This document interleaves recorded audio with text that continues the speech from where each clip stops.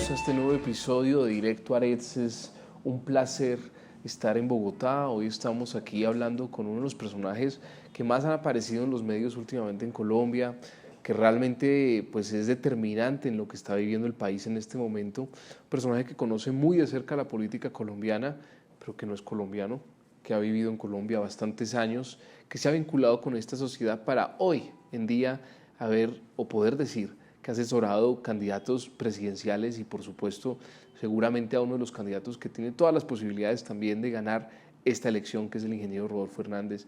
Ángel Becasino es un hombre muy complejo, es un hombre que no es fácil leer, no es fácil entender tampoco, porque es un hombre que se ha movido mucho en la literatura, en las artes, en espacios humanísticos, con los centros izquierda, con la izquierda, pero hoy también está con un nuevo proyecto político, un nuevo proyecto también. Pero quiero darte las gracias por esta entrevista y comenzar a preguntarte un poco en esta versión libre, que quisiera que esta entrevista fuera más una conversación como te gusta a ti. ¿Quién es Ángel Becasino? ¿Quién es Ángel Becasino? Nada, es alguien que está marcado por una niñez en la Patagonia de Argentina. Soy de la Patagonia, del lado del mar, un lugar de mucha soledad, un lugar desierto. Entonces eso te marca y te vuelve alguien que observa mucho y que contempla el silencio como una posibilidad de tener una relación muy cercana con lo que acontece, mucho más profunda que cuando tratas de protagonizar en lo que acontece. Entonces creo que eso es algo que ha marcado lo que hoy soy yo. Cuando uno se pone a pensar en un personaje como Gustavo Petro, y quiero comenzar por ahí, fuiste muy cercano a Gustavo Petro, fuiste asesor de él y un poco como cuál es la lectura. Has hablado en otras entrevistas sobre él, pero me parece muy interesante lo que puedas contar habiéndolo vivido, habiéndolo visto tan de cerca. Bueno, espérame. Yo fui estratega de las campañas, la consulta de izquierda, la primera y la segunda vuelta de Gustavo Petro en el 18, en la elección anterior. Pero realmente no es que sea tan cercano con Gustavo. Tuve una cercanía muy fuerte de amistad con Carlos Pizarro, que era el comandante del M-19, lo acompañé en las negociaciones de paz con el gobierno, en fin. Derivado de ahí viene una relación con mucha gente que perteneció a ese movimiento, o que tiene su origen en ese movimiento, entre ellos Gustavo, pues nos conocemos desde hace bastantes años y demás. En cuanto a qué veo en Gustavo, veo un hombre que desde aquella época, o sea, desde muy joven, no es un hombre tan mayor, pero digamos que hace 20 y tantos años, o 30 y pico de años a esta altura, era muy joven. Es un hombre que ha sabido trabajar con su inteligencia sobre los problemas no solo de Colombia, sino del mundo.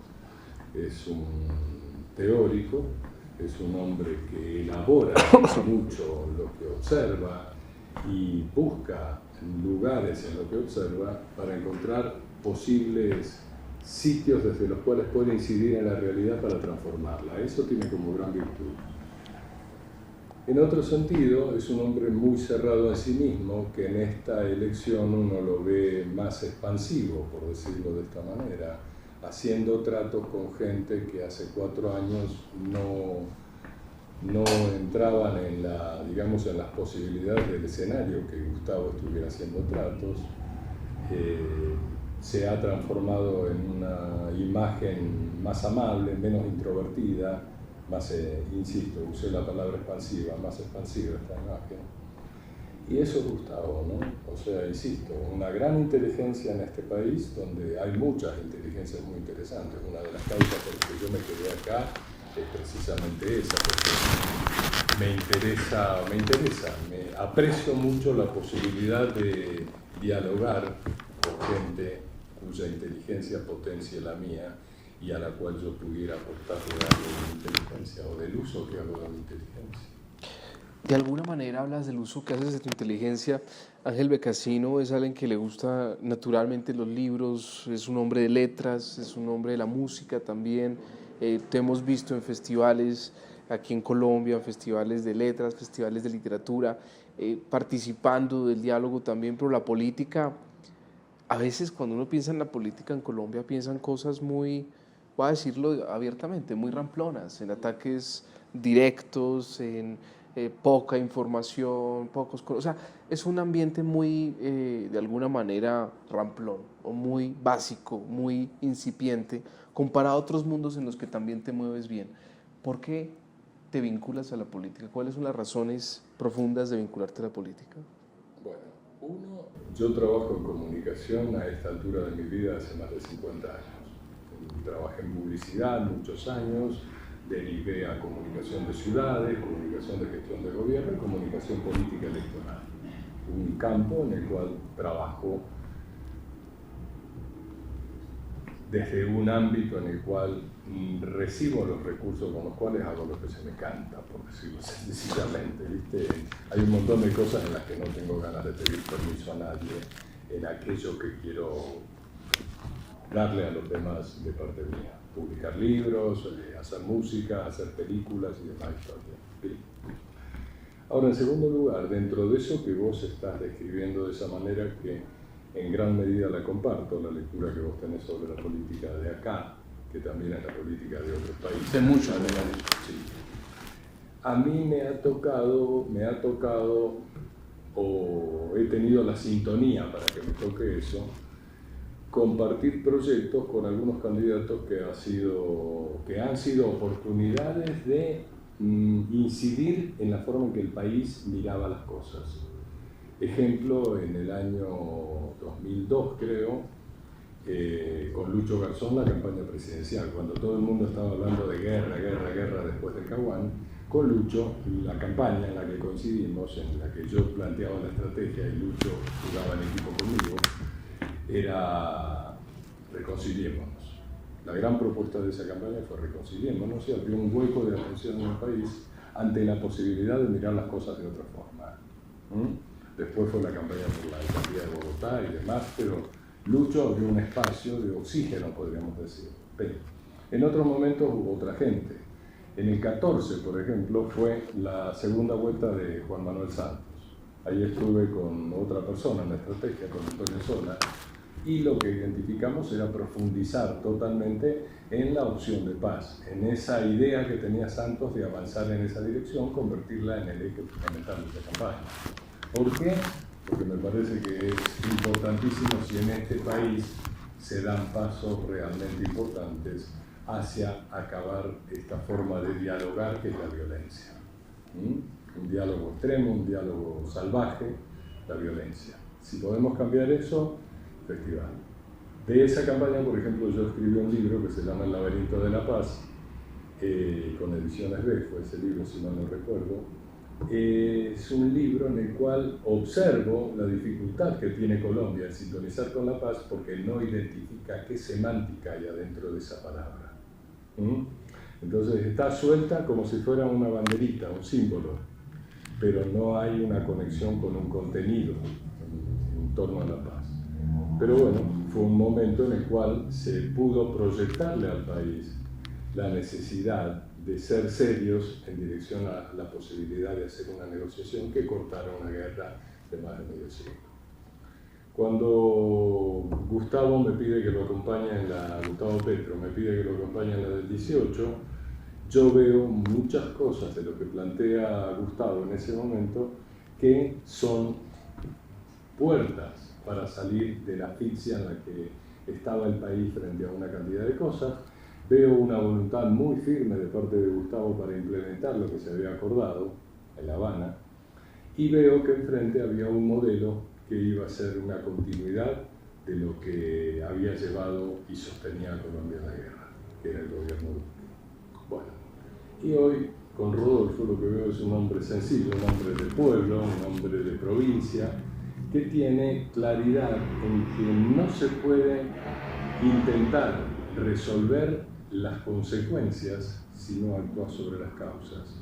Y eso hace conexión con una de las grandes putas, como dicen los franceses, que se manda Rodolfo, que es la de adjudicar la frase de si siempre haces lo mismo no puedes esperar un resultado diferente, que se la adjudica a Hitler cuando en realidad en su cabeza no le viera el nombre de Einstein, ¿no es cierto? Una cosa memorable, ¿viste? Para Ripley, ¿no?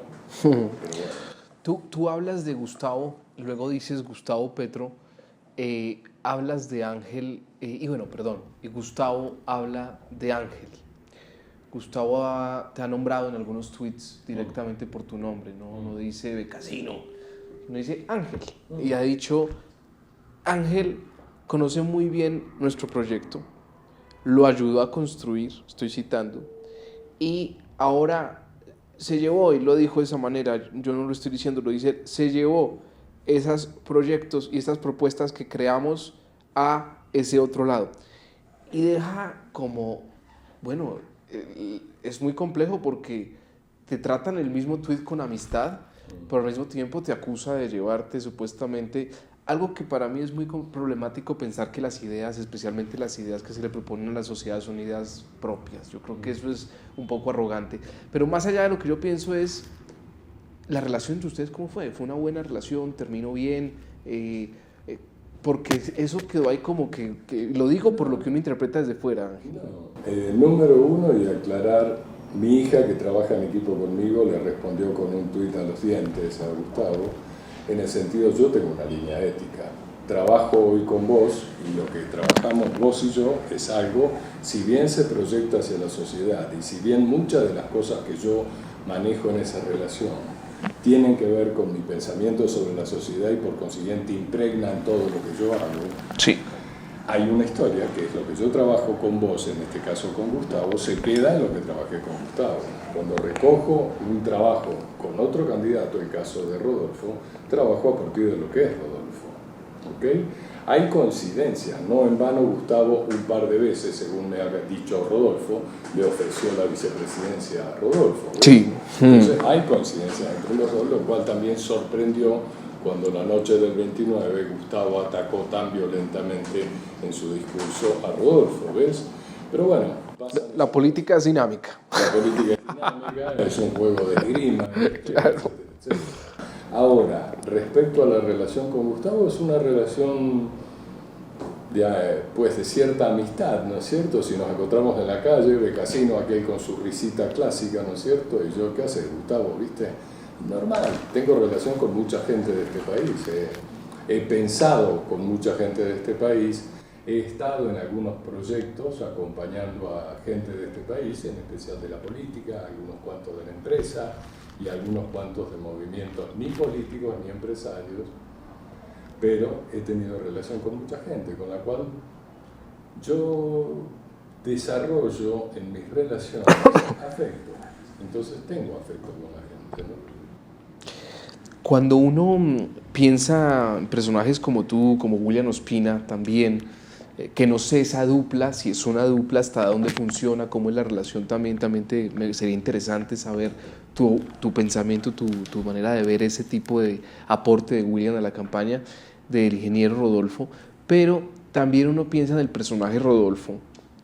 Yo he sido colombiano, pues soy colombiano, viajo constantemente a los territorios, me muevo por una vastedad también de espectros sociales complejos, y si a mí me pidieran hacer este juego de los conjuntos, yo nunca pondría a Ángel Becasino y a William Ospina en el mismo equipo con Rodolfo Hernández. Entonces, ¿por qué? ¿Qué pasa ahí? ¿Cómo lograron? ¿Cómo fue esa seducción? ¿Quién sedujo a quién? No hay seducción ahí. Bueno, hay cosas. Creo que William tiene un pensamiento en el cual él ha estado buscando algo que tenga que ver profundamente con el ser nacional y a partir del cual pueda desarrollar una relación sobre las posibilidades de hacer transformaciones en Colombia. William, ya. Soy amigo de William desde hace muchos años también, etc. Bien. Pero poniendo claridad en esto que vos estás diciendo, yo creo que Colombia tiene una característica que si fuera muy argentino diría que se parece a lo que Discépolo decía en Cambalache, ¿no es cierto?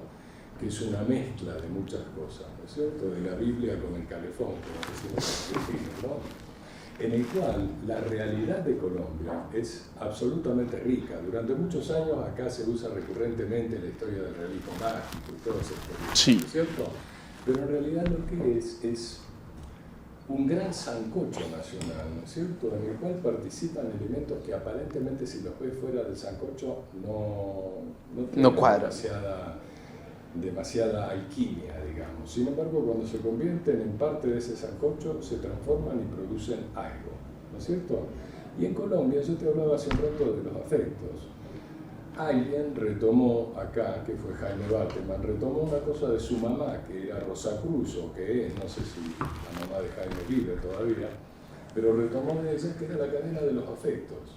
Colombia es un país, en general Latinoamérica, pero muy particularmente Colombia, donde funcionan muy fuerte las cadenas de afecto.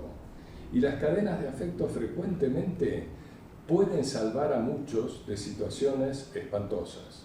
Así como funciona la violencia como ese gran elemento de diálogo extremo, brutal, funciona el afecto como un gran componedor, como un gran reparador. Eso tiene que ver con esta situación en la cual acabamos en un mismo barco, remando, tal vez usando una expresión argentina, remando el dulce de leche, ¿viste? Lo cual hace muy difícil el avanzar en eso. El arequipe. Pero acabamos en esa situación, William, Rodolfo, yo. En aquel bote. Y eso me lleva a ti te queda fácil, por ese cerebro que tienes, esa capacidad de lectura que haces de la vida, te va a quedar fácil esta pregunta. A otros les quedaría más difícil, pero a ti te va a quedar fácil. Si tú no fueras asesor de Rodolfo Hernández y tuvieras que decidir este domingo que viene, ¿por quién votarías de los dos candidatos que están? Si no fueras asesor de Rodolfo Hernández. Es una pregunta tramposa. En este momento yo no te puedo decir algo saliéndome del rol que estoy diciendo. Pero puedes intentarlo.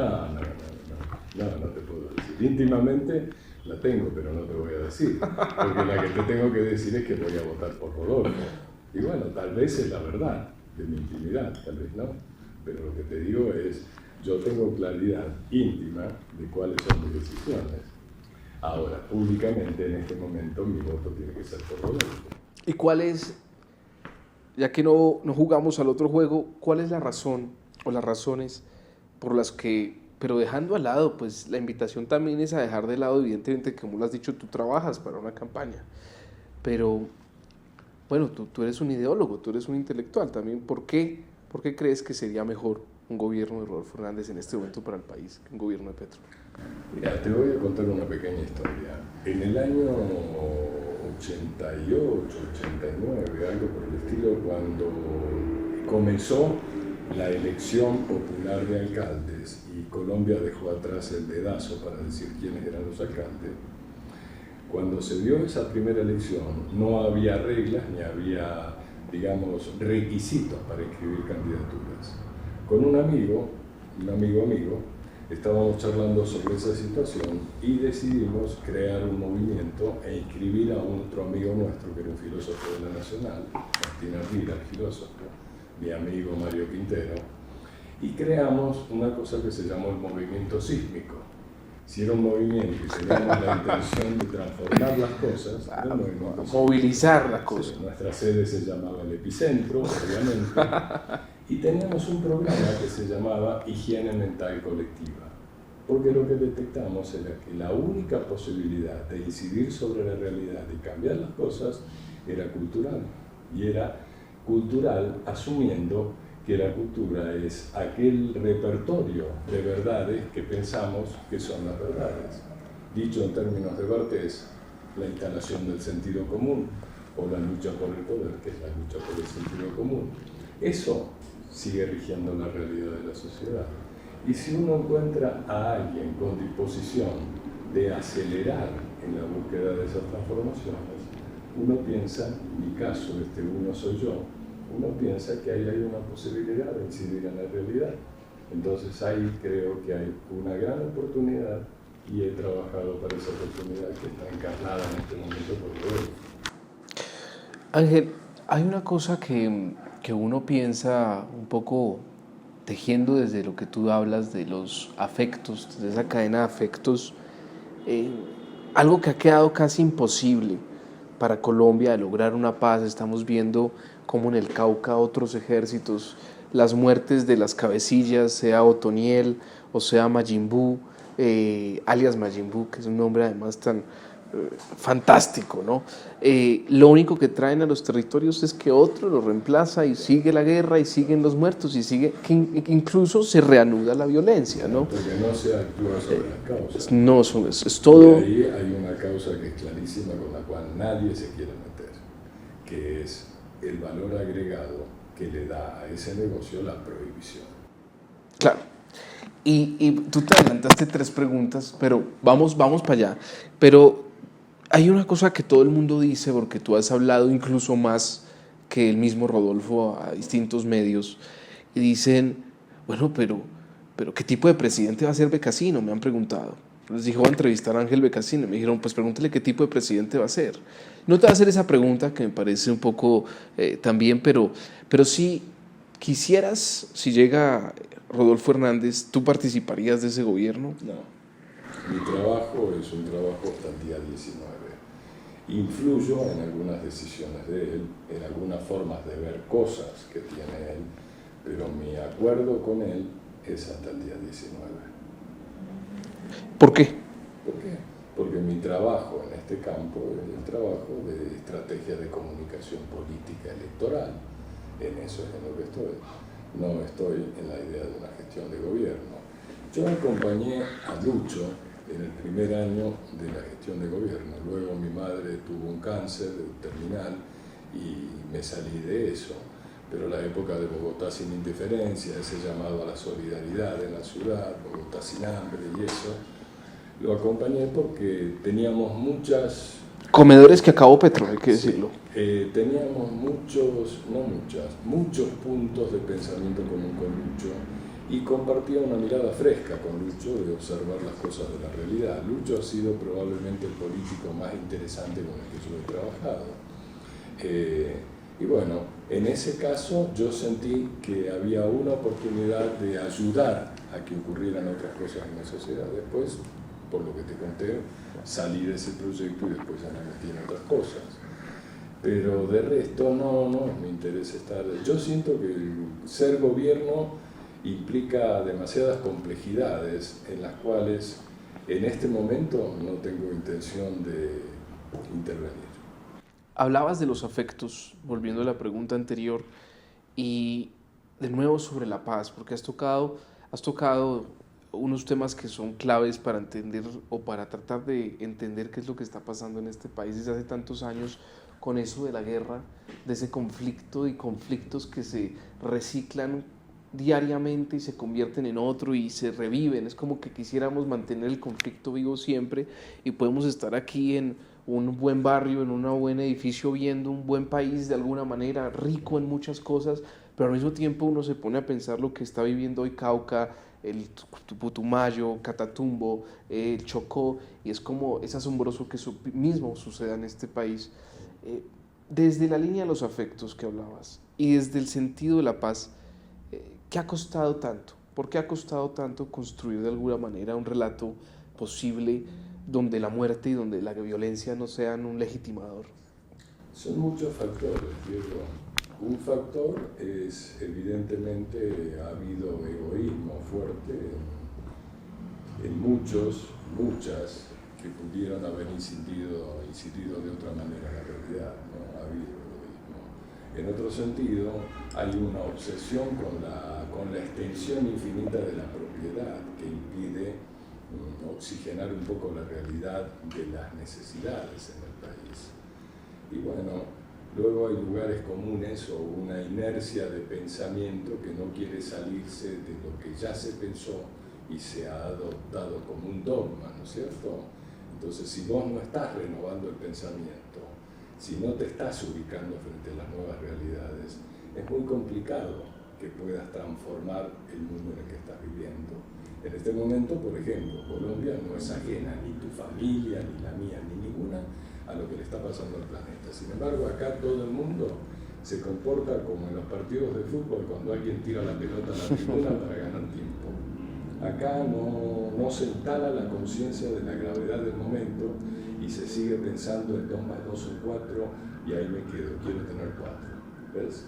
Entonces eso impide que en este país se avance, que en este país se integre a mucha más gente en la circulación de la riqueza con las posibilidades de generar condiciones de vida mejores para todo el mundo a través de un acceso a la riqueza más generoso, ¿no?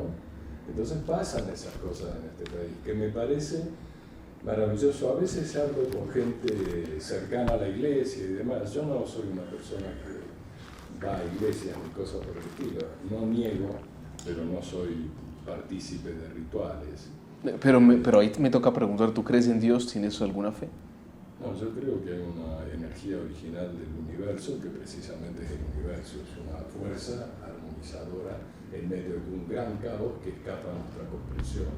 A eso lo asimilamos al concepto de lo sagrado, aquello que no podemos comprender. Y mucha gente, para facilitarlo, lo identifica con Dios, con una versión antropomórfica, digamos, ¿no es cierto? Con un Dios humano, con cara humana, etcétera, etcétera, y su hijo, ¿no es cierto? Jesucristo. Pero yo sí, no es que crea, soy consciente de un orden cósmico, al cual podemos identificar como una voluntad superior, abstracta, ¿sí?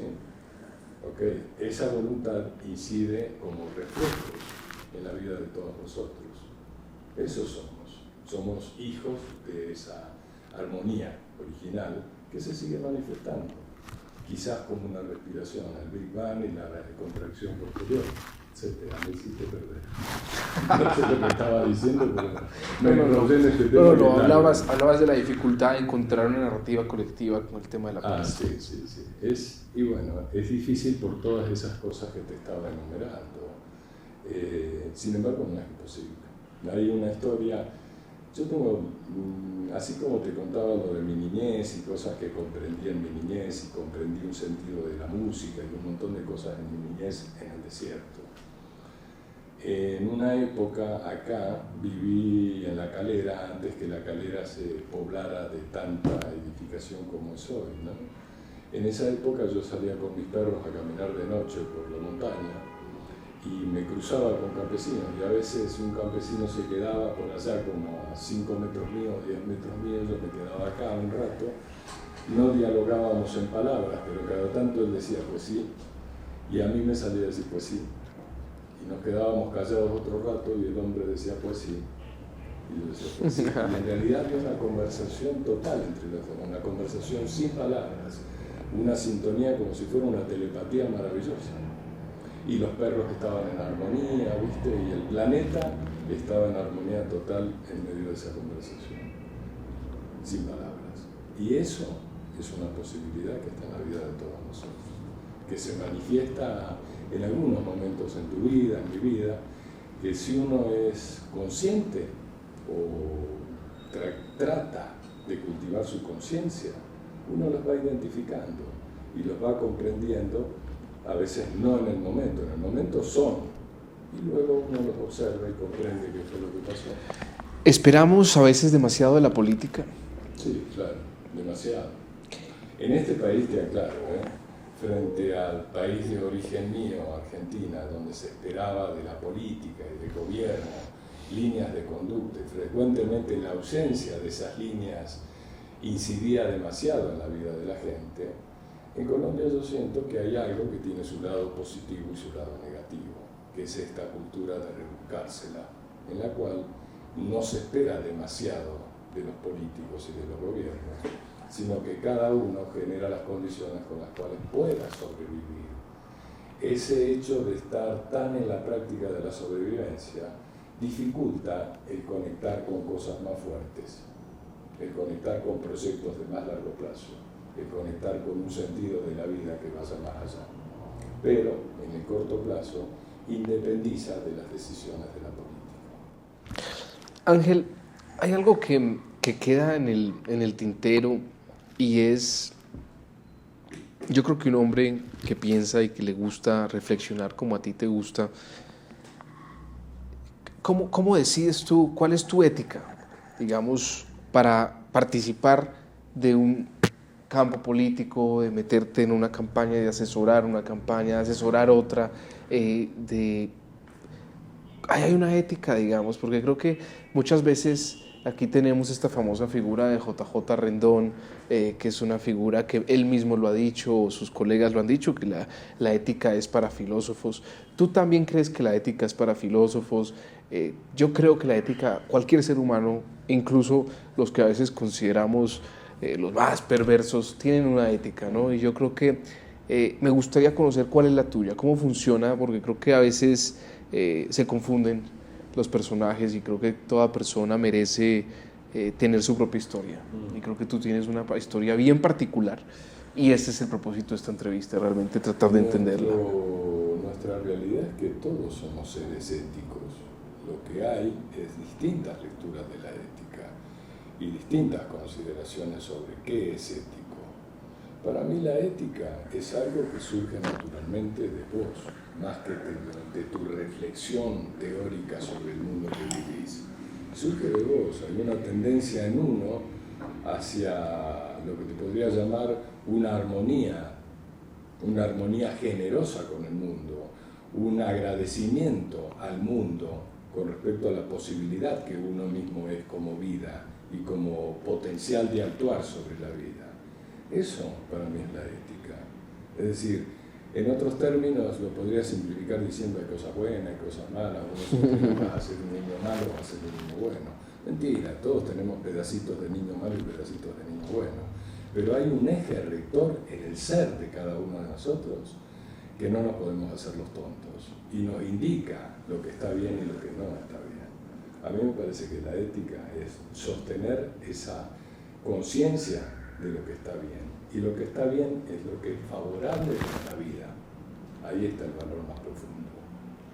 Y esa es la tuya. Esa es la mía. Ángel Beccasino, muchísimas gracias por esta conversación, más que entrevista incluso.